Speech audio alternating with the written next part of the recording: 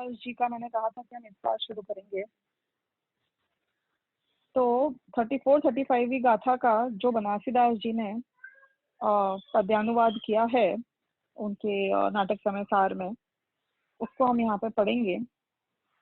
जैसे को जन गयो धोबी के सदन तिन, पहिरियो परायो वस्त्र मेरो मानी रहियो है।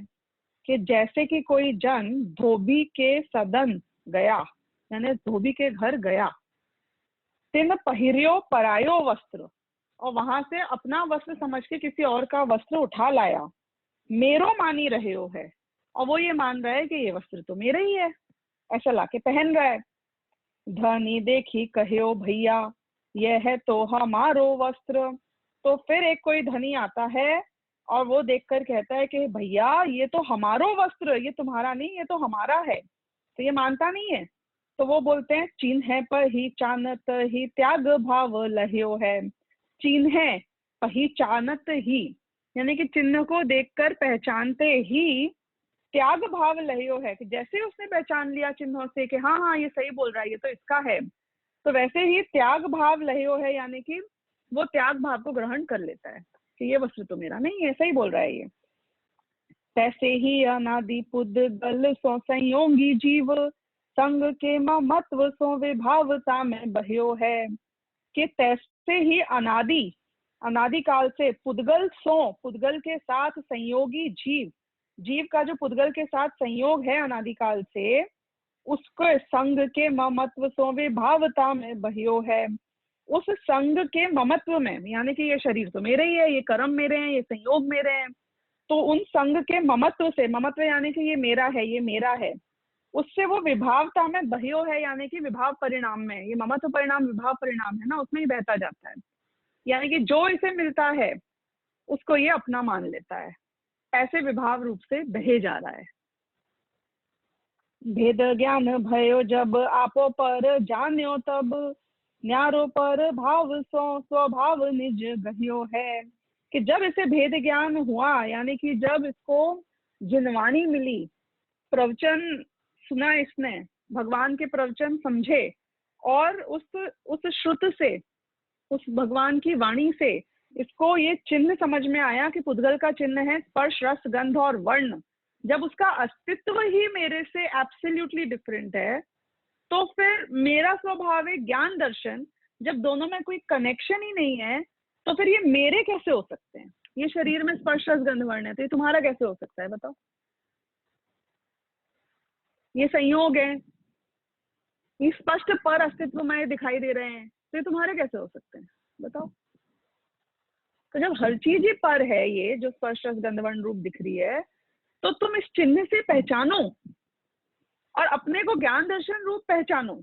और जब ये भेद रूप पहचानोगे दोनों को, तो एकदम क्लैरिटी आ जाएगी कि ठीक है, अब जब तक ये शरीर है रहेगा, संयोग है रहेंगे, लेकिन अब इसमें ममत्व बुद्धि खत्म हो गई है, ये मेरे नहीं है, ये पर द्रव्य इनका अस्तित्व अलग था। ये बात हमें ख्याल आ जाती है। देखो आपको एक बात बताऊं, चाहे बेटी हो चाहे बेटा हो, कोई भी बच्चा हो आपका, एक पर्टिकुलर एज के बाद जब वो एडल्ट हो जाते हैं, तो उनका एग्जिस्टेंस आपके एग्जिस्टेंस से इंडिपेंडेंट हो जाता है, फाइनेंशियली भी। भले ही वो आपके बिजनेस में साथ हो, भले ही आपके साथ रहते हो, भले ही आप साथ खाना खाते हो रोज, उससे कोई फर्क नहीं पड़ता है। एक पर्टिकुलर एज के बाद आपको ये स्पष्ट अपने दिमाग में मान लेना चाहिए कि आपको यदि अपने खुद के बुढ़ापे की रखना है, तो अपने लिए एक सिक्योर अलग ही होनी चाहिए वो चीज। क्यों? क्योंकि वो जैसे ही उसकी शादी हो जाएगी, चाहे बेटी हो चाहे बेटा, once again I am saying कि वो एक यूनिट अलग बन जाएगा। जो आपका यूनिट था अभी तक, जिस तरीके से आप उसमें बिहेव करते थे, आप वो नहीं कर सकते हो। अब ये भेद विज्ञान को आप यदि रखते हो, तो कोई तकलीफ नहीं है, कोई द्वेष बुद्धि नहीं है, ये कोई बुराई नहीं कर रहे हैं, हम ये नहीं कह रहे हैं कि कुछ गलत है, हम ये कह रहे हैं ये वस्तु का स्वरूप है, और जो वस्तु का स्वरूप है उसको एक्सेप्ट कर लेना चाहिए, उसमें दिमाग नहीं लगाना चाहिए। तो ये एक्सेप्टेबिलिटी जो है, ये बहुत बड़ी चीज है। हर चीज में एक्सेप्टेबिलिटी। कोरोना वायरस है, एक्सेप्टेबिलिटी, कोई बात नहीं है, ऐसा होगा। कि शरीर जाएगा, कि कोई बात नहीं, ऐसा होगा। एक्सेप्टेबिलिटी, जो भी सिचुएशन है, पुण्य का उदय हो, पाप का उदय हो, जैसे संयोग हो, जो लोग हो, एक्सेप्टेबिलिटी होनी चाहिए हर चीज की, कि हमारा शरीर है, धीरे धीरे उम्र के साथ और ये शिथिल होगा, एक्सेप्ट कर लो। अरे मेरे को तो आजकल थकान होने लग गई है, आश्चर्य की क्या बात है इसमें? अरे बाल तो सफेद होने लग गए हैं, आश्चर्य की क्या बात है इसमें? एक्सेप्टेबिलिटी, जो जैसा वस्तु का स्वरूप है उसे वैसा का वैसा ग्रहण कर लो। हम ऐसा तो नहीं करते हैं ना रोज, अरे पता है सुबह आज क्या हुआ, सूरज उग गया था, व्हाट्स द न्यूज? एक्सेप्टेड है ना, वहां पे दिमाग नहीं लगाते हो ना। तो हर चीज में एक्सेप्टेबिलिटी क्यों नहीं हो सकती है? अरे आज शाम को पता है क्या हुआ, सूरज अस्त हो गया, नो न्यूज, एक्सेप्टेबिलिटी है। कि चंद्रमा आज तो आधे ही था, तो थोड़े दिन पहले तो पूरा दिख रहा था। अरे आश्चर्य नहीं है, ये सब वेरिएशन की एक्सेप्टेबिलिटी होनी चाहिए, हर चीज की एक्सेप्टेबिलिटी। कि कौन का कैसा लोग बिहेव करेंगे, लोग अपने ही बारे में सोचेंगे, सारी दुनिया स्वार्थी होगी, एक्सेप्टेबिलिटी। हाँ होगी ना, क्यों नहीं होगी? पॉलिटिशियन भ्रष्ट होंगे, एक्सेप्टेबिलिटी। हर चीज की बता रही हूँ मैं, हर चीज की बता रही हूँ। अभी कितने लोगों को बुरा लग रहा होगा, क्यों? कि भाई ये देखो, हम बाहर से घूम के क्या आ गए, ये हमें अछूत मान रहे हैं, ये हमको थोड़ा ऐसे ऐसे, हम थोड़े बड़े उम्र के क्या हैं, ये हमसे दूर रहना चाहते हैं। अरे बाबा, इसमें बुरा मानने की बात नहीं है, ये फैक्ट्स हैं, एक्सेप्ट कर लो ना उसको, क्या प्रॉब्लम है? तो ये एक्सेप्टेबिलिटी वाला जो पॉइंट है कि तुम ये चिन्हों से पहचानो कि ये जो शरीर है, ये जो संयोग है, ये ऐसे ही है, इसमें कुछ बदलना नहीं है। कि कर्तृत्व बुद्धि छोड़ो, मैं इसको चेंज कर दूंगा, मेरे चाहिए क्या सही और क्या गलत है, मुझे ये बताओ। सही और गलत की डेफिनेशन क्या है और क्या होनी चाहिए? What is right? बोलो विशदी, what is right, what is wrong? Right वस्तु का स्वरूप है और रॉन्ग वो सारी चीजें हैं जिनको तुम बदलना चाहते हो। कभी ये डेफिनेशन सोची हमने राइट और रॉन्ग की? मैं सही हूं कि वो सही है, अपने आप को जस्टिफाई करो, I am not wrong, he is wrong, she is wrong. ये क्या रॉन्ग राइट लगा रखा है हमने पूरी दुनिया में? ये काम ऐसे नहीं होता है, वो काम वैसे होता है, क्या कैसे होता है? जो होना होता है वो सही होता है और जो नहीं होना होता है वो गलत होता है। सारे तुम जितने भी पुरुषार्थ कर रहे हो वो यदि तुम्हारे होने वाली पर्याय के अनुसार हैं तो सही है। मतलब कि यदि तुम हिंसा, झूठ, चोरी, कुशील, परिग्रह में पारंगत हो रहे हो, एक्सपर्ट बन रहे हो, क्योंकि तुम्हें अगले भव में नरक जाना है, तो ये राइट है, ये रॉन्ग नहीं है, ये राइट है। क्योंकि तुम्हारे साथ जो होना है उसके अकॉर्डिंग तुम्हारी गति के अनुसार मत ये चल रही है, तो रॉन्ग कैसे है? ये राइट है ना, संसार ऐसे ही तो चलता है। रॉन्ग तो ये है कि जो होना है तुम उसके विपरीत पुरुषार्थ कर रहे हो। तो राइट रॉन्ग की डेफिनेशन सोचना कभी एक बार, कैसी होनी चाहिए। हम पूरी दुनिया को बदल देना चाहते हैं अपने आसपास में, सब हमको जो सही लगता है वैसे ही काम करेंगे। मेरा ये बोलना है कि तुमको ऐसा लगता है कि ये काम ऐसा ही होना चाहिए, ये मान्यता अपने आप में राइट है कि रॉन्ग है? केवल ज्ञानी को तो ऐसा नहीं लगता है। केवल ज्ञानी सारी दुनिया की गलत चीजों को होते हुए देख रहे हैं कि नहीं देख रहे हैं? उनको तो ऐसा नहीं लगा कि ये गलत हो रहा है, वो गलत हो रहा है, इनको ऐसे नहीं करना चाहिए, उनको वैसे नहीं करना चाहिए, जीवों को इतना संसार में रुलना नहीं चाहिए, इतना दुखी नहीं रहना चाहिए। ऐसे केवल ज्ञानी अगर सोचते होते कि ऑल दिस इज रॉन्ग, तो वो बेचारे तो एक सेकेंड, एक क्षण के लिए भी शांति में नहीं रह सकते हैं। तो केवल ज्ञानी राइट है कि रॉन्ग है? आप मुझे ये बताओ, सर्वज्ञ राइट है कि रॉन्ग है? दुनिया की सारी गलत चीज को जानते हुए जो आज कुछ नहीं कर रहे हैं वो राइट है। क्यों? क्योंकि वो एक्सेप्ट कर रहे हैं कि वस्तु का स्वरूप ऐसा ही है और एक द्रव्य दूसरे द्रव्य में कुछ भी करता धरता हरता नहीं है। केवल ज्ञानी राइट है तो हम क्यों नहीं राइट हो सकते हैं? कोई आपको ये काम दे रहा होता कि दुनिया को जाके बदल के आओ, जाओ जाओ ये सब चेंज करके आओ, तो बहुत बड़ा टास्क था। हम क्या काम दे रहे हैं? केवल ज्ञानी ने हमें क्या काम बताया कि तुम पर में कुछ नहीं कर सकते हो, इसलिए पर में तुम व्यर्थ की बुद्धियां करना छोड़ो। अब ये इजी काम था कि डिफिकल्ट काम था, पहले तो ये बताओ। हमने तुमको पहाड़ तोड़ने का काम नहीं दिए हैं, हमने क्या काम दिए हैं कि कुछ नहीं हो सकता है, तुम ये विकल्प भी छोड़ दो, ये काम दिया गया है। पॉसिबल है कि नहीं है ये बताओ पहले तो। इजी है, पॉसिबल है, तुम्हें अपने हाथ पैर नजर आ रहे हैं कि हम ये कर सकते हैं कि नहीं कर सकते हैं, कि तुमको क्या करना है कि तुमको कुछ नहीं करना है, ये करना है। Is it feasible? Feasibility test करते हैं, चलो इसका। प्रैक्टिकल है? क्यों नहीं प्रैक्टिकल है? जो चीज फिजिबल है वो प्रैक्टिकल है।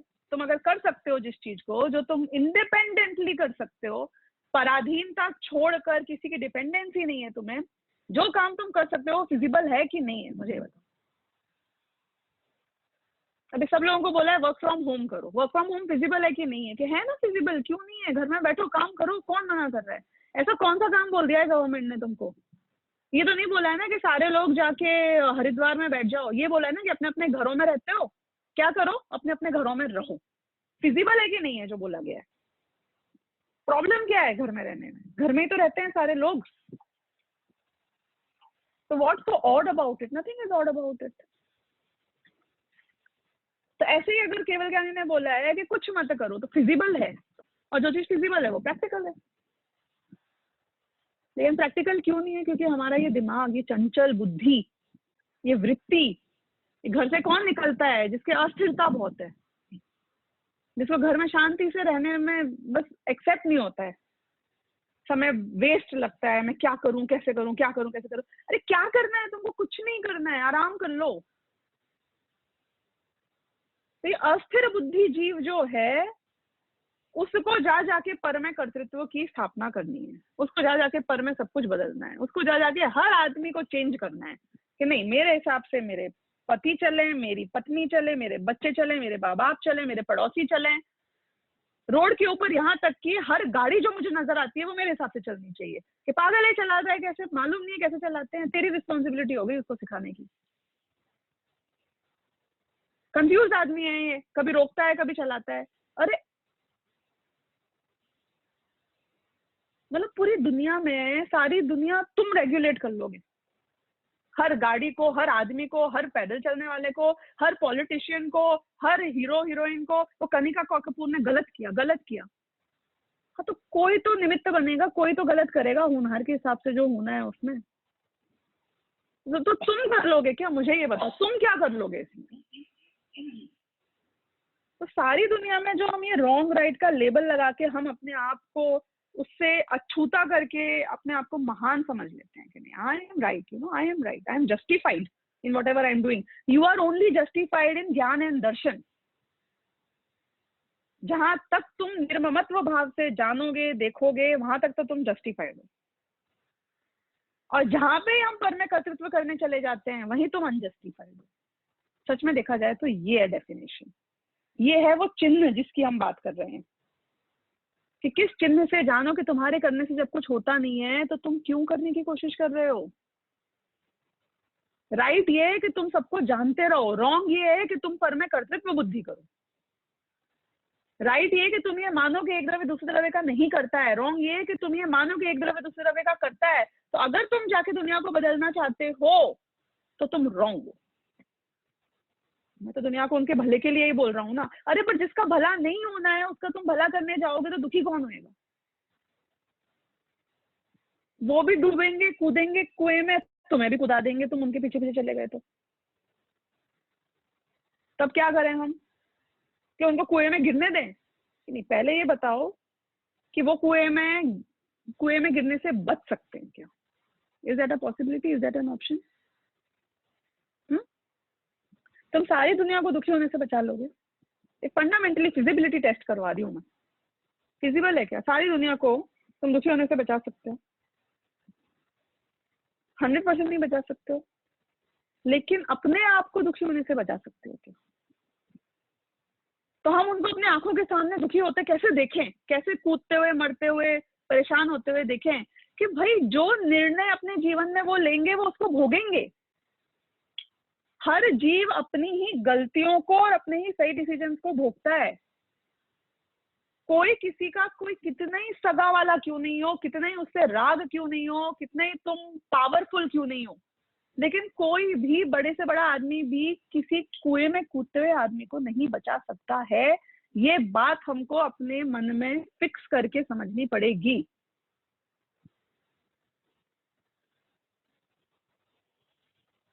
जो जो निर्णय लेगा उस निर्णय को भोगेगा, और कोई किसी के निर्णयों को चेंज नहीं करवा सकता, कितनी ही कोशिश कर ले। तो हम क्या करें कि तुम बैठे बैठे करते क्या हो कि तुम सिर्फ आकुलता करते हो, उसके अलावा कुछ नहीं करते हो। तो तुम तो अपनी आकुलता छोड़ो, ये है राइट, और तुम दुनिया को बचा लोगे या उनको सुधार लोगे, ये है रॉन्ग। ये है राइट और रॉन्ग की डेफिनेशन, कि तुम जो डिसीजन लोगे उसको तुम भोगोगे, उनके जो डिसीजन लेंगे वो भोगेंगे। तो फिर हम क्या करें कि तुम ये चिन्ह से पहचानो, ये पहचानो कि तुम्हारा पर में नहीं चलता है, ये पहचानो कि पर का अस्तित्व तुमसे डिफरेंट है। कल हमने समझा था ना ज्ञाधिकार के प्रवचन सार के ज्ञाधिकार के आधार से कि कैसे हर द्रव्य का अस्तित्व अपने आप में इंडिपेंडेंट है। तो एक सत्ता दूसरी सत्ता में कोई भी हस्तक्षेप नहीं कर सकता है, और सबकी इंडिपेंडेंट सत्ताएं अपने आप में। इतने सारे इंडिपेंडेंट लोग एक साथ में, इतनी सारी सत्ताएं पूरी दुनिया में भरी हुई है। हाँ ठीक है, निमित्त नैमित्तिक संबंध से आपस में पर्यायों में एक की पर्याय दूसरी की पर्याय की कोई ना कोई रूप से निमित्त बनती रहती है, पर निमित्त is just a matter of talk. I mean in terms of कि आपको ब्लेम किसी ना किसी को देना है, आरोप किसी ना किसी पे आएगा, तो वो आ जाता है। तो वो एक कोहेसिवली जो काम चल रहा है वो आपको नजर तो आ रहा है, लेकिन उन सबकी इंडिपेंडेंट एंटिटी फिर भी अपने आप में यूनिक है। उसमें हस्तक्षेप किसी का किसी और में हो ही नहीं सकता है। नो इंटरफियरेंस है, एब्सोल्युटली नो इंटरफियरेंस। तो ये चिन्ह है कि जब हम सबकी सत्ताएं डिफरेंट हैं तो हम एक दूसरे को ओन नहीं कर सकते हैं, हम एक दूसरे के कर्ता नहीं बन सकते हैं। ये बात हमको जानना जरूरी है, और ये चिन्ह से जब हम इस बात को जान लेंगे तो भेद ज्ञान भयो, उससे भेद ज्ञान होगा कि ये मेरा स्कोप है और ये अन्य का स्कोप है। अन्य के स्कोप में मैं इंटरफियर करने ना जाऊं, ये भेद ज्ञान होना बहुत जरूरी है। स्व का स्कोप और पर का स्कोप, ये जानना बहुत जरूरी है। तो भेद ज्ञान भयो जब आपा आपो पर जान्यो तब। वो भेद ज्ञान करके क्या करना है कि ये वाला पार्ट है मैं हूं, अपना स्कोप है, ये मेरी पेरिफेरी है, यहाँ तक मेरी चलती है, यहाँ तक मुझे अपना कुछ ना कुछ करना है। कहाँ तक चलती है हमारी? इंडिया में चलती है, बॉम्बे में चलती है, जुहू में चलती है, मेरू बिल्डिंग में चलती है, रिवर हेवन में चलती है। कहाँ चलती है? उसके एक फ्लैट में चलती है, उसके एक कमरे में चलती है कि नहीं? हमारा स्कोप है हमारे ज्ञान दर्शन तक सीमित, हमारे आत्मा की सत्ता तक सीमित, शरीर पे भी उसकी नहीं चलती। जो उसके आसपास के पुद्गल घेरे हुए हैं उसमें भी नहीं चलती है। तो ये हमारा स्कोप है। तो ऐसे आपो पर जानियो तब, कि तब हमें समझ में आया कि ये पार्ट तो मेरा पार्ट है और ये पार्ट पर का पार्ट है। ये जानना बहुत जरूरी है।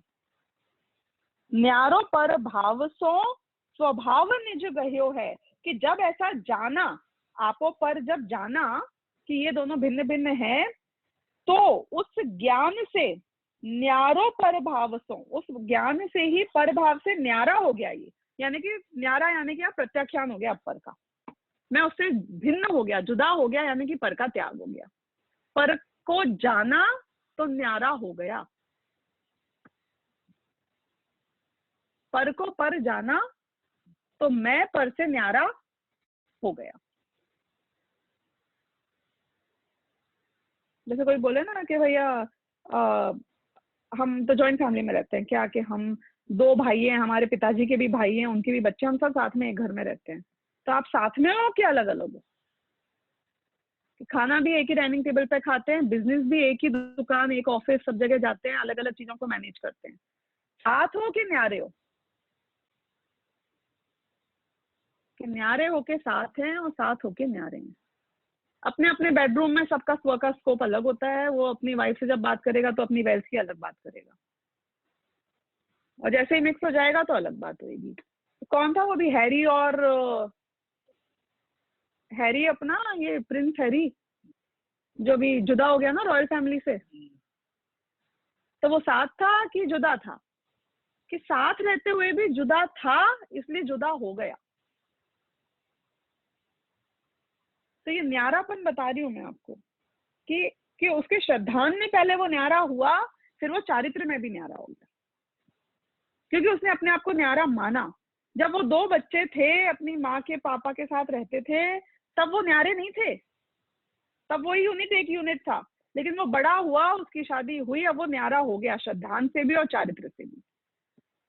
तो ये बोल रहे हैं कि जब भेद ज्ञान होता है और न्यारा जान लेते हो कि नहीं, I am not the same with them, तो फिर न्यारा प्रभाव से हो भी जाता है। ये जीव स्वभाव निज गह्यो है और अपने निज स्वभाव को ग्रहण कर लेता है। तो ये बात यहाँ पे बनारसीदास जी के दोहे में ये 31 में आई है। और फिर इसके बाद में ये एक कलश आता है, जो कि है पेज नंबर 318 पर समयसार अनुशीलन के, कलश नंबर 29। अब जैसे कि हमने हमेशा बताया है कि अमृतचंद्राचार्य कलश तब लिखते हैं जबकि उनका पुरुषार्थ जोर मारता है, जब उनके भाव बहुत तीव्रता को प्राप्त हो जाते हैं। तो अब वो यहाँ पे ये कहते हैं कि देखो, ये जो हम आपको भेद विज्ञान की बात समझा रहे हैं ना, कि हमने भावक भाव्य भाव छोड़ना, गेय गायक शंकर दोष छोड़ना, ये सब जो समझाया, तो ये एक मोमेंटम क्रिएट किया है। और जब तक ये मोमेंटम क्रिएट हुआ है, you should hit when the iron is hot, isn't it? यानी तुमने एक वो हीट क्रिएट करी है, अब हिट करो, वो ठंडा हो गया तो फिर वापस वो जो कड़क हो जाएगा, तो वो तुमको जिस शेप में बनाना है उस आयरन को, वो तुम नहीं बना पाओगे। तो हमारा भी जो ये चित्त वृत्ति है, चित्त वृत्ति मतलब आप समझे ना, हमारा जो ये अंतरंग है, ये भी अभी काफी सॉफ्ट हो गया है ये बात समझ के।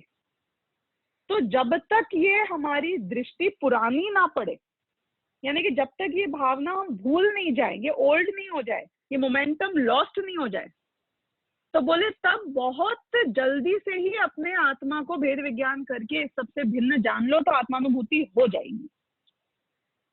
देखो, हर चीज का एक वार्म अप होता है, फिर धीरे धीरे इंटेंसिटी इंक्रीज होती है, फिर एक टाइम आता है जब आपने अगर उस चीज को कर लिया तो वो काम हो जाता है, और नहीं कर पाए और रह गए तो फिर you just lose the moment.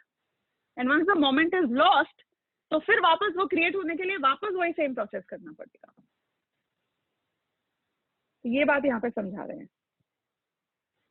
देखो, हर चीज का एक पीक होता है। पीक मतलब, जैसे मैं आपको एक नेगेटिव उदाहरण दे रही हूँ इसका। समझो झगड़ा हो जाए 2 बहनों में, ठीक है, किसी का भी ले लो, हस्बैंड वाइफ ले लो, माँ बाप ले लो, नेगोशिएशन टेबल ले लो, चलो ज्यादा सेफ एग्जाम्पल है।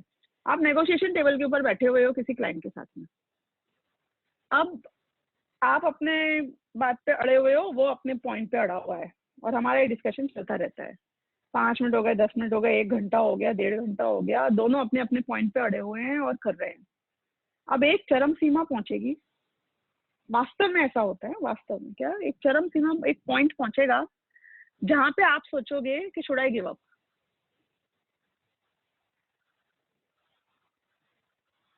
तो अब उस पॉइंट पे आके जब आप सोचोगे कि यार अब ये तो मान ही नहीं रहा है, ये अड़ा हुआ है जब से, अब मैं छोड़ देता हूँ, कुछ फायदा नहीं है, ये अनलिमिटेड है, ये कितना टाइम बैठेगा आदमी, 1.5 घंटा हो गया, और कितना दिन भर बैठा रहूंगा क्या मैं? आप नहीं मानोगे, लेकिन जिस समय आपके मन में ये बात चल रही है, सामने वाले के भी मन में यही बात चल रही है, वो भी यही सोच रहा है कि यार 1.5 घंटे तक खींच रहा है, बहुत ढीठ है, ये तो हिलता हुआ नजर नहीं आ रहा है, शुड आई गिव अप? अब आप मुझे बताओ कि ए और बी, इन दोनों के बीच जो नेगोशिएशन चल रहा है, कौन जीतेगा?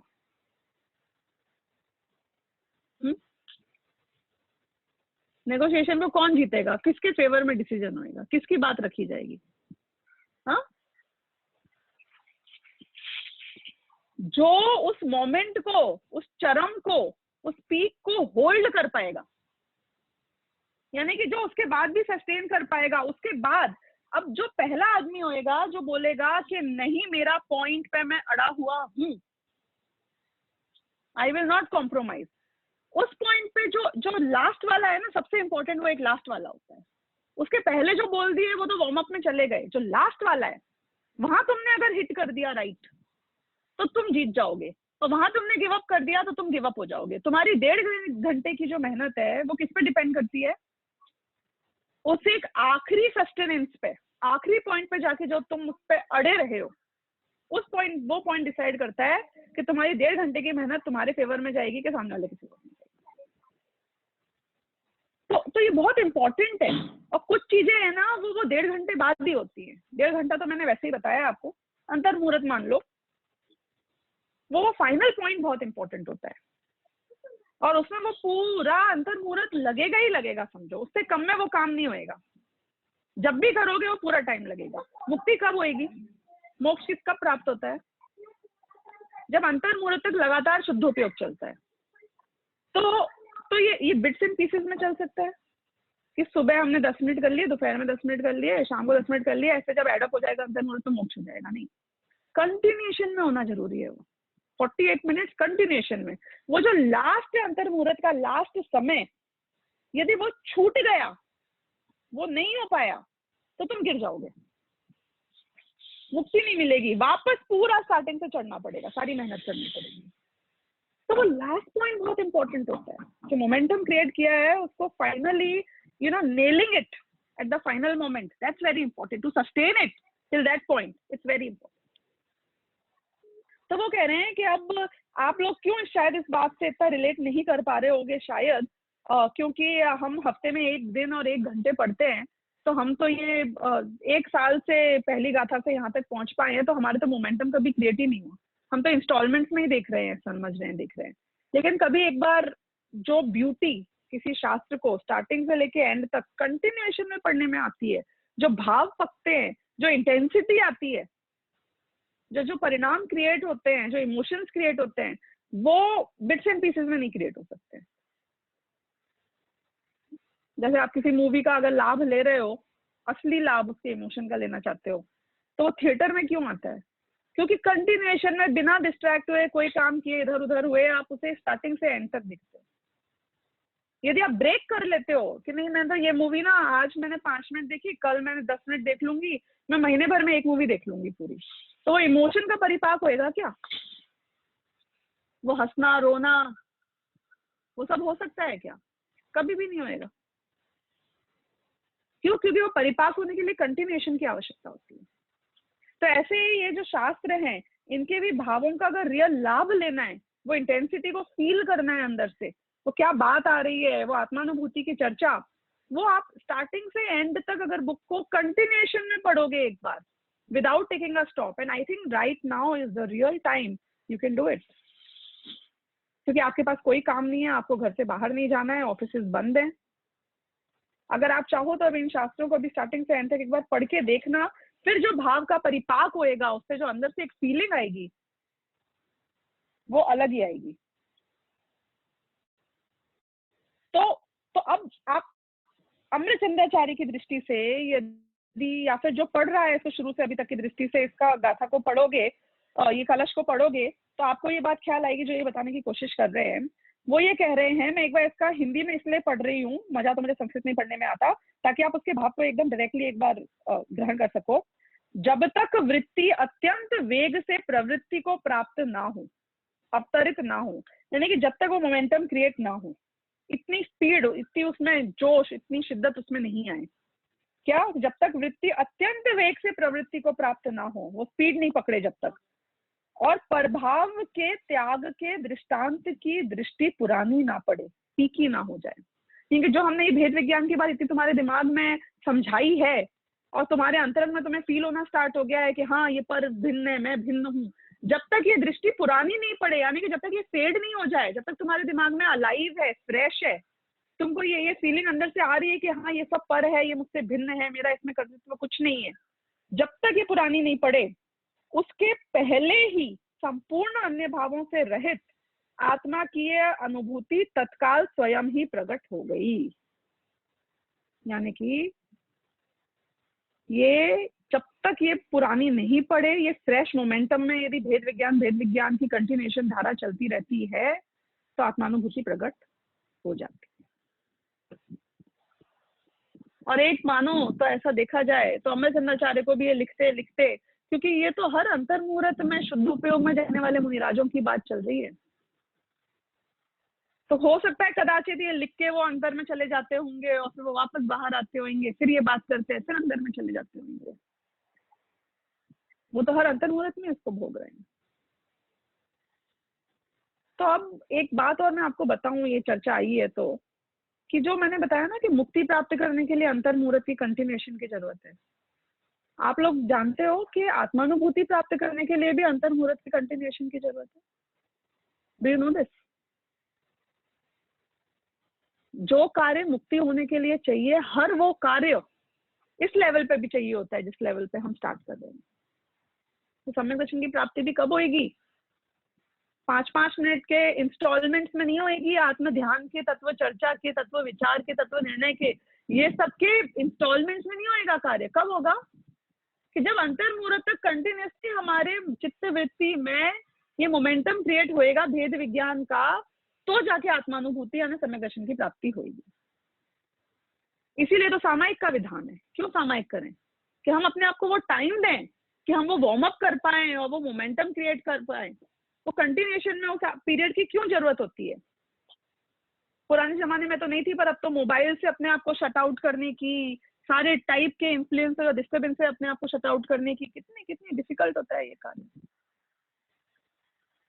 तो अंतर मुहूर्त हमें क्या करना चाहिए कि अभी भी यदि आत्मानुभूति करनी है तो अंतर मुहूर्त का मोमेंटम क्रिएट करना चाहिए, नहीं तो उसके बिना ये कार्य हमारा नहीं होगा।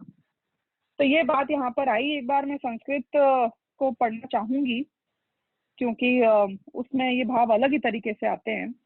अवतरित न यावत वृत्तिम अत्यंत वेगात, ये वृत्ति जब तक अत्यंत वेगात मतलब एकदम अत्यंत वेग को प्राप्त नहीं हो जाती, अवतरित नहीं हो जाती है, अनवम परभाव त्याग दृष्टांत दृष्टि, के परभाव के त्याग की जो दृष्टांत की दृष्टि हमने बताई है वो अनवम, अनवम यानी कि जो नया नहीं है, यानी कि पुरानी नहीं हो जाए, जब तक नई है तब तक। झटिति मतलब वर्ड्स में देखो पावर क्या है। झटिति यानी कि इमीडिएटली, फटाफट, जल्दी से, झट से। सकल भावे अन्य दिए विमुक्ता, यानी कि अन्य जितने भी सकल भाव, सारे भाव हैं उनसे विमुक्त, उनसे भिन्न। स्वयं इयम अनुभूति, स्वयं ही ये अनुभूति तावत आविर्बभुव, तब तक ये प्रकट हो जाती है। इन सबसे भिन्न होकर, यानी आत्मानुभूति प्राप्त करने का जो एकमात्र उपाय है वो है स्वपर भेद विज्ञान की तीव्रता को लाना। इतना स्वपर के भेद विज्ञान की स्पीड बढ़ेगी, इतनी तीव्रता वेग में आएगी कि बस उसमें से आत्मानुभूति प्रकट हो जाएगी। ये प्रोसेस होता है, इस तरीके से आत्मा की अनुभूति होती है। तो ये बात यहाँ पर आई। और फिर बाकी तो हमने इसमें समझ ही लिया है। तो अब इसके बाद जब ये चर्चा आई, इनने 31 से 33वीं गाथा तक बताया कि कैसे ज्ञेय ज्ञायक संकर दोष और भाव्य भावक संकर दोष से भिन्न करना है। फिर बताया कि त्याग कैसे होएगा, प्रत्याख्यान कैसे होगा, कि स्वपर भेद विज्ञान से ही प्रत्याख्यान हो जाएगा, उस ज्ञान से ही प्रत्याख्यान हो जाएगा। अब वापस ये प्रश्न आता है कि वो ठीक है, हमने समझ लिया कि ज्ञान से ही प्रत्याख्यान होएगा, तो इस स्वपर का भेद विज्ञान कैसे करना है। जब ये प्रश्न उपस्थित होगा कि ये मोह का नाश कैसे होगा, तो उसका जवाब वापस भाव्य भावक संकर दोष का नाश किस तरीके से होएगा वो समझाने के लिए गाथा नंबर 36 है। और फिर ज्ञेय ज्ञायक संकर दोष का अभाव करने के लिए जो भावना हमें भानी है उसका एक्सप्लेनेशन 37वीं गाथा में आएगा। जैसे आप रिलेट करो, पहले तो उन्होंने बताया निश्चय स्तुति की जो बात, उसमें तो उन्होंने बताया कि भगवान के ऐसे ज्ञेय ज्ञायक संकर दोष का नाश हुआ है, क्योंकि जितेंद्रिय जिन कौन है, क्षीण मोह जिन या क्या जित मोह जिन कौन है, ये तो भगवान की बात थी ना, हमने उनकी स्तुति करी। अब हमें वो सेम चीज को कैसे करना है, जब ये समझना पड़ेगा, तो 36वीं और 37वीं गाथा में हम कैसे इस काम को करेंगे वो समझाया गया है कि ये भेद विज्ञान को हम कैसे नचाएंगे, हम कैसे उस भावे भावक संकर दोष का नाश करेंगे। वैसे तो ये भी सम्यक दृष्टि की अपेक्षा ही समझाया गया है 36 वाले में। इस पर मैं एक बार पढ़ती हूँ और फिर उसके बाद में इसका एक्सप्लेनेशन आपको दूंगी। रत्थि मम को भी मोहो, नत्थी मम यानी कि नत्थी नहीं है, मम यानी मेरा, कोवी कोई भी, मोह यानी कि मोह, कोई भी मोह मेरा नहीं है। नत्थी मम कोवी मोहो, कोई भी मोह मेरा नहीं है। बुद्धि उपयोग एव अहम एको, तो कौन हूं मैं कि उपयोग ही अहम एको, एक ही उपयोग ही मैं हूं। उपयोग यानी कि उपयोग किसे कहते हैं? ज्ञान और दर्शन को उपयोग कहते हैं, ध्यान को नहीं, ध्यान को नहीं, ज्ञान और दर्शन ये है उपयोग। तो ये जो चैतन्य रूप में को अपने आप का आभास हो रहा है ना पूरे टाइम पे, यदि मैं आपके पाँव के उंगली पे भी एक थोड़ा सा पिंच करूं, तो जो एहसास हो रहा है ना, ये चेतन है, ये उपयोग है, ये ज्ञान दर्शन है। एक फील करो, आप यदि इस वक्त अपने पाँव में पाँव की उंगली को हिलाओ तो एक चेतनता फील हो रही है आपको हिलाते वक्त, कुछ ज्ञान फील हो रहा है वहां पे चेतनता से, I am aware of what is happening, कोई कॉन्शियसनेस फील हो रहा है, ये कॉन्शियसनेस आप हो, ये उपयोग आप हो। आप अपनी पीठ के ऊपर सोचो, वहां पे यदि कोई एक उंगली फेरे तो आपको कोई एहसास हो रहा है, ये एहसास आप हो, जो ये जानता है वो आप हो, जो इसको फील कर रहा है वो आप हो। तो ये है इसका अर्थ, हम एको उपयोग एक, ये उपयोग रूप ही जो है वो ही मैं हूं, ये तुम्हारा अस्तित्व है। वो पीठ वो पैर तुम्हारा अस्तित्व नहीं है, उसमें जो ये चेतनता का एहसास है, व्हाट इज अलाइव, जो जानता है, वो पार्ट में हूं। और ये पार्ट पता है कैसा है, ये शरीर से निकल के कहीं भी चला जाता है, इसको कोई नहीं जला सकता है, इसको कोई नहीं डुबा सकता है, इसको कोई बीमारी नहीं लग सकती है, कभी बूढ़ा नहीं होता है, इस पार्ट को कभी कुछ नहीं होता है, ये कहीं भी जा सकता है, कुछ भी कर सकता है, ये इमॉर्टल है अनादिकाल से लेकर अनंत काल तक। और यही पार्ट मेरा एहसास है, ये एहसास मेरे साथ हर जगह जाएगा, मैं जहां जाऊंगा। जो छूट जाएगा वो मैं नहीं हूं, जो जाएगा वो मैं हूं, क्योंकि जो अभी जान रहा है वो भी मैं ही हूं, जानने वाला मैं ही तो हूं, और कौन है, कोई और है? मैं ही हूं, ये जो जो जान रहा है, ये जो बोल रहा है, ये जो सोच रहा है, ये जो बात कर रहा है, जो दिमाग लगा रहा है, जो डिस्ट्रैक्टेड हो रहा है, जो राग द्वेष कर रहा है, उसमें जो ये जानने वाला पार्ट है वो मैं हूं। अब यही बात आएगी कि पर ये जो राग द्वेष हो रहा है उसका क्या, जानने वाला मैं हूं, ये बात समझ में आ गया, पर मुझे तो राग द्वेष सहित मैं जानने में आ रहा हूं ना, तो मैं कौन सा हूं इसमें, फिर बताओ। तो उसका भी मैं भी आपको उदाहरण दूंगी दूसरी लाइन पढ़ने के बाद।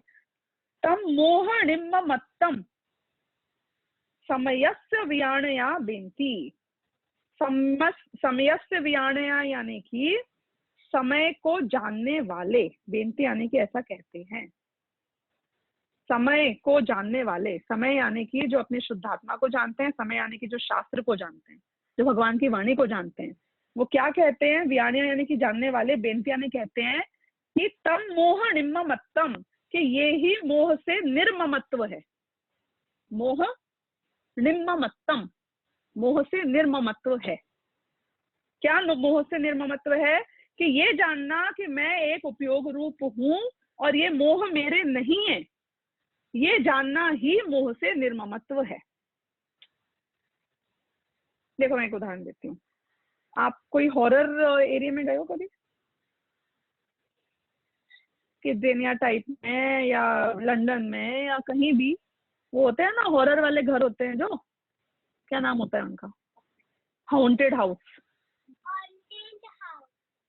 तो कोई भी हॉन्टेड हाउस में जब आप जाओ तो वहां पे आप एक बार देखो कि आप तो जाते हो तो आप एक बार के लिए डर जाते हो थोड़ा बहुत, राइट, मतलब एकदम से कोई चीज आएगी तो आप चौंक जाओगे, उसमें भी यदि एडल्ट है तो वो अलग तरीके से चौंकेगा, एक बच्चा है तो वो अलग तरीके से चौंकेगा ना। I am talking about the staff, जो वहां पे काम करते हैं ना दिन रात स्टाफ, वो डरते हैं कि नहीं डरते हैं? वो हर बार उन चीजों को देख के चौंकते हैं कि नहीं चौंकते हैं?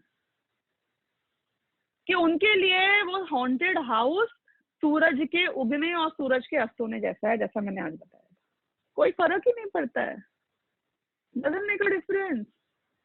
उन्हें वो चौंकते नहीं है, वो आश्चर्यचकित नहीं होते हैं, उनको कोई झटका नहीं लगता है। क्यों? क्योंकि अब सुनना, हाँ, अब एक वो स्टाफ की अपेक्षा और एक वो बच्चे की अपेक्षा। वो बच्चा, जिस एज के बच्चे को वहां जाना अलाउड नहीं है, समझो एक 3-4 साल के बच्चे को वहां ले जाओ आप, वो भेद विज्ञान नहीं कर पाएगा। जो ज्ञान में झलक रही है वो बात और भय, उसमें वो भेद विज्ञान नहीं कर पाएगा। वो क्या मानेगा? अरे भूत आ गया, अरे भूत आ गया, अरे ये मुझे मार डालेगा, अरे हम मर जाएंगे। वो भेद विज्ञान नहीं कर पाएगा, क्योंकि उस समय दो फीलिंग्स हैं। सुनना, ज्ञान एक अलग चल रहा है और भय एक अलग चल रहा है। तो इसके, किसके? बच्चे के। तो अपना ज्ञान और भय एक साथ चल रहा है, एकत्व बुद्धि के साथ चल रहा है। बच्चे के ज्ञान और भय दोनों मिक्स होकर अनुभव में आ रहे हैं कि वो जानता है और डर से जानता है, और हो सकता है कि उसके हार्ट फेल हो जाए कल को उस डर के मारे। तो बच्चे के तो भय और ज्ञान मिक्स होकर अनुभव में आ रहा है। जानते ही भय उत्पन्न हो रहा है और वो उस भय से एकमेक होके इंपैक्टेड हो रहा है। वो जो स्टाफ वाला है उसका प्योर ज्ञान है, उसके भय का नामो निशान ही नहीं। उसके लिए सूरज के उगने और अस्त होने जैसा है कि हाँ ठीक है, मतलब यहाँ खून है, यहाँ पे वो उल्टे सीधे मुंह वाले और आड़े टेढ़े चेहरे वाले लोग हैं, यहाँ पे टूटे हुए हाथ हैं और टूटे हुए पाँव हैं, मतलब ये सब उसके लिए बहुत नॉर्मल है। वो रोज डस्टिंग करता है उसकी जाके, आपको पता नहीं है। वो रोज उसको मेंटेन करता है, उसकी लाइट्स इंश्योर करता है, उसके एक्शन, उसकी मशीन, उसके ऑपरेशन इंश्योर करता है।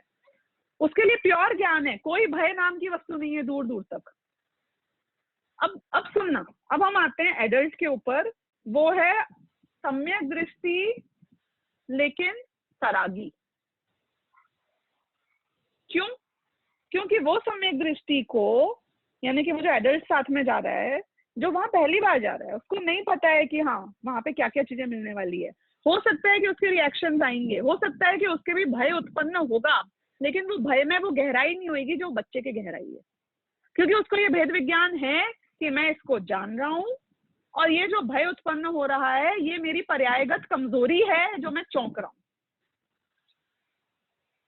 समझ में आया? यानी कि ये जो भय उत्पन्न हो रहा है वो रियल नहीं है। That's not the real fear which it is suppose to B.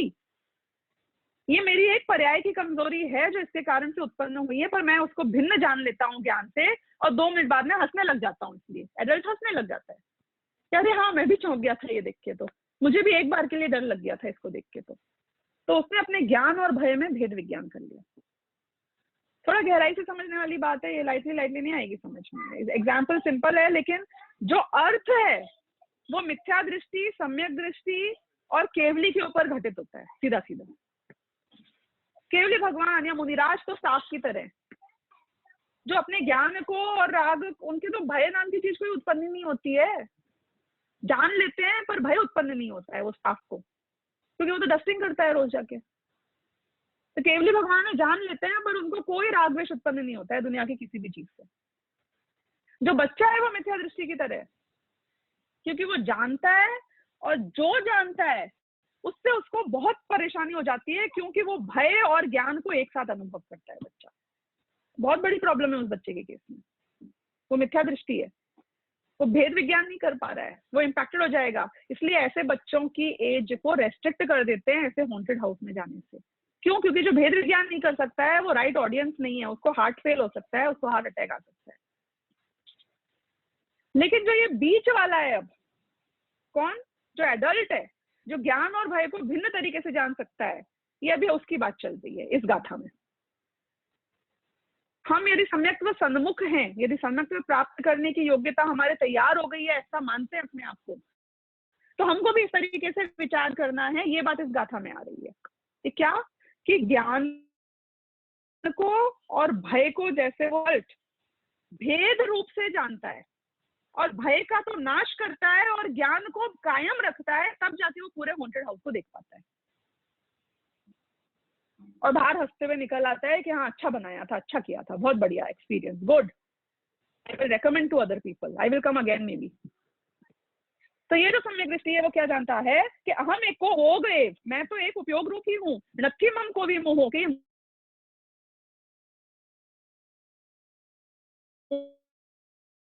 मोह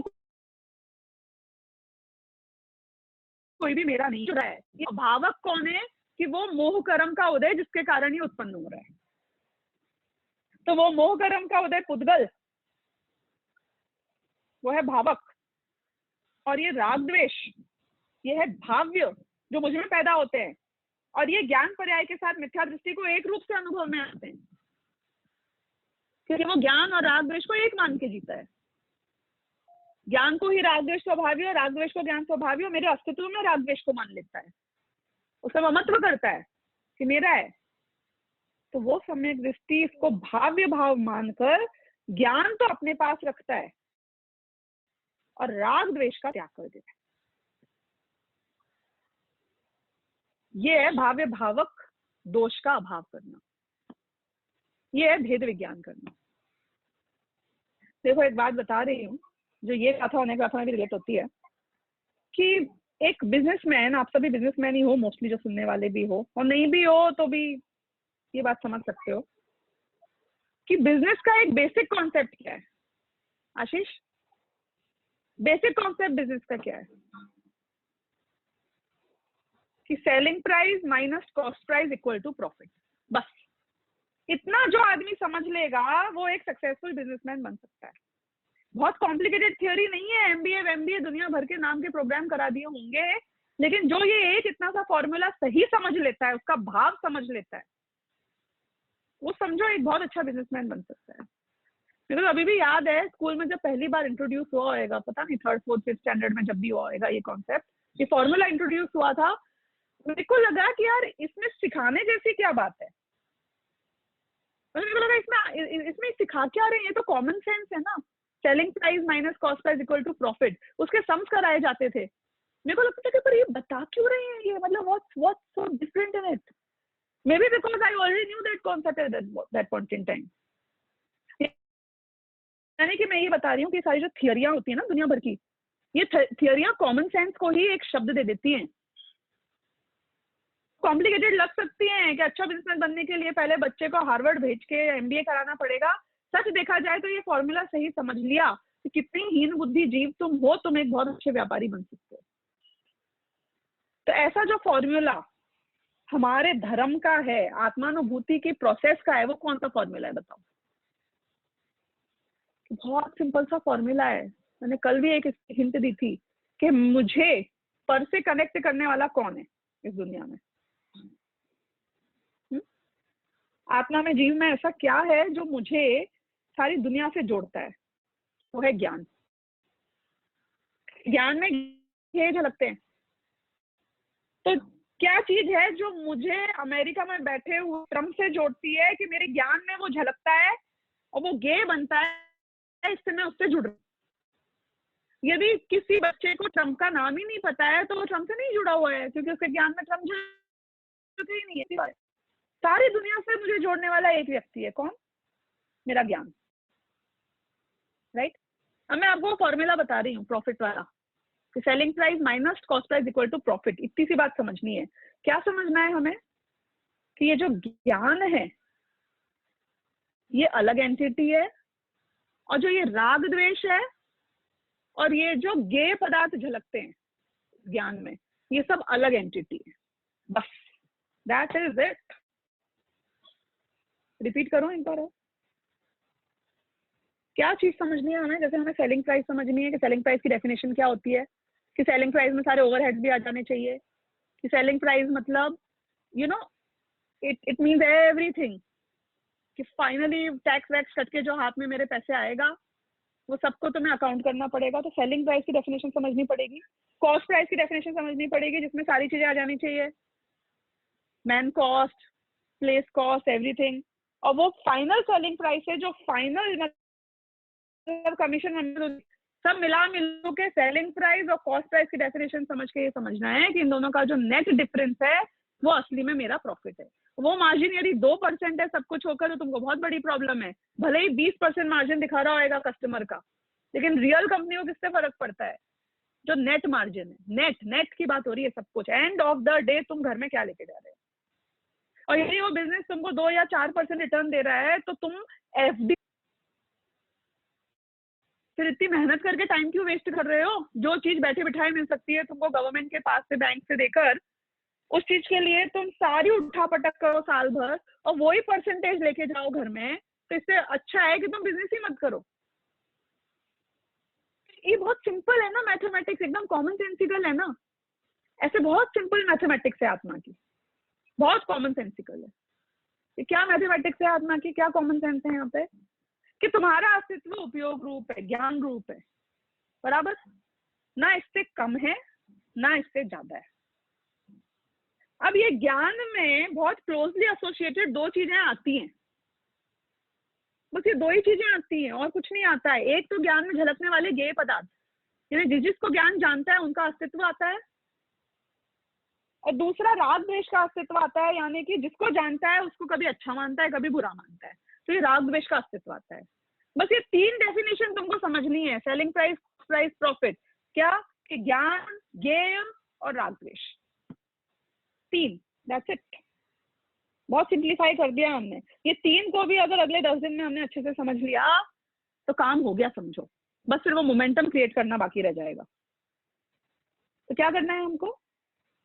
कि ज्ञान में झलकने वाले ज्ञेय पदार्थ जो हैं उससे अपने आप को भिन्न जानना है।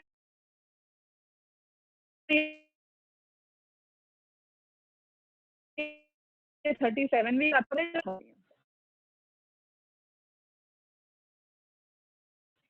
यानी कि मैं उपयोग रूप हूं, मैं ज्ञान रूपी हूँ। नक्की मन को भी मोह, कोई भी मोह मेरा नहीं है। सिंपल मैथमेटिक्स है कि नहीं है? बताओ, कोई कंफ्यूजन इसमें? ज्ञान को मोह से भिन्न जानना है और ज्ञान को ज्ञेय पदार्थों से भिन्न जानना है, दैट्स इट। टोटल कहानी यहीं शुरू हो रही है और यहीं खत्म हुई है, नथिंग मोर देन दिस। तो अब हम इसकी अर्थ और फिर टीका पढ़ते हैं। स्वपर और सिद्धांत के जानकार, समय शब्द जो है उसका अर्थ किया है स्वपर के जानकार यानी कि अपने आत्मा को जानने वाले, और सिद्धांत के जानकार यानी कि भगवान की वाणी को जानने वाले। आचार्य देव ऐसा कहते हैं कि मोह मेरा कुछ भी नहीं है, मैं तो एक उपयोगमय ही हूं। ऐसा जो जानता है वह मोह से निर्मम है। देखो, अब इनने एक और बात यहाँ पे बताई। इनको ये समझाने की क्या जरूरत थी कि समयों को जानने वालों ने ये बात बताई है? ये कॉन्सेप्ट क्यों बताया उनने? उनने वहां पे 2 बातें बताई कि एक तो भगवान की वाणी में ये बात आई थी और उसको जानने वाले ये बात बता रहे हैं। दूसरा, उन्होंने बोला कि इनने खुद अपने आत्मा के अनुभव से भी इस बात को वैलिडेट किया है और फिर वो ये बात बता रहे हैं। ये दोनों बहुत इंपॉर्टेंट है। क्यों? क्योंकि मैं कहीं सुनी नहीं बता रहा हूं, मैं पोस्टमैन जॉब नहीं कर रहा हूं। दूसरा, कि आत्मा के अनुभव से मैंने जो चीज मुझे कुछ समझ में आ गई हो, what I feel is right, मैंने कुछ भी उठा के बता दिया हो, ऐसा नहीं है। मेरा अनुभव गलत भी हो सकता है, मेरी बात भगवान की वाणी से भी मैच होती है, तो इसकी ऑथेंटिसिटी में कोई गुंजाइश नहीं रही।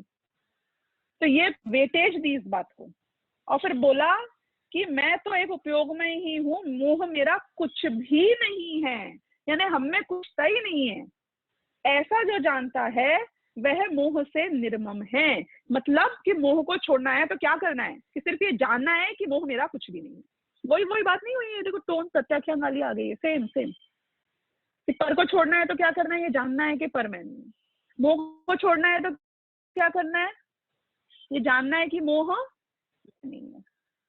ऐसा जो जानता है कि मोह मेरा कुछ भी नहीं है, मैं एक उपयोग में ही हूं, वो ही मोह से निर्मम है, यानी कि वो मोह से निर्ममत्व हो गया। मोह के त्यागने की शुरुआत और अंत इसी एक मान्यता से होगा। तो ये बात इस गाथा के अर्थ में आई है।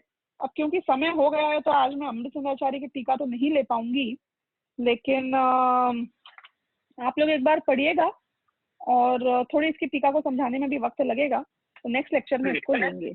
तो हमने जो भी आज चर्चा करी है इसमें अपन ने ये 36 और 37वीं गाथा के भाव को समझने की कोशिश करी है, और डिटेल में अब अपन आगे जैसे पढ़ेंगे वैसे पढ़ेंगे। अभी कभी लेंगे स्वानुभूति जी? आगे अभी आप घर से लेना है तो एक्चुअली तो ले सकती हूँ मैं। तो टाइम क्या रखना है? सुबह या शाम को का ये आइदर दिस 11 to 12 और नहीं तो शाम को 8 से 9, जो आपको कन्वीनियंट हो। सुबह की जगह तो मेरे ख्याल से शाम बेटर रहेगी ना? नहीं, ठीक है, आपको जो कन्वीनियंट है आप देखो।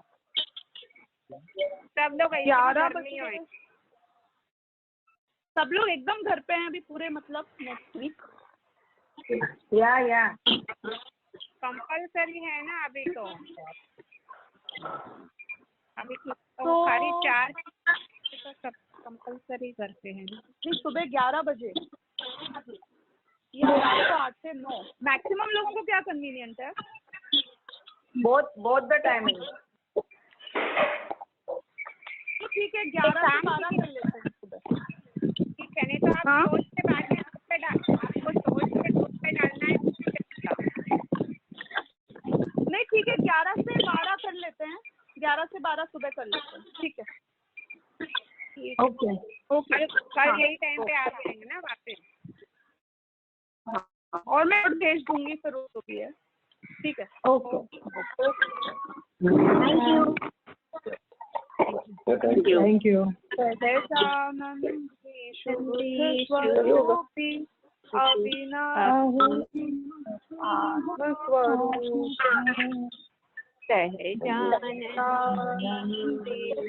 स्वरूपी अविनाशी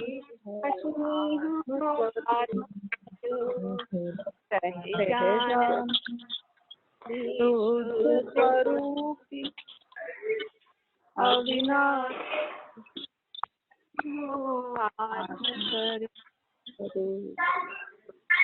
9 बार नमो कालिंदी बोल के हम कॉल को पूरा करें।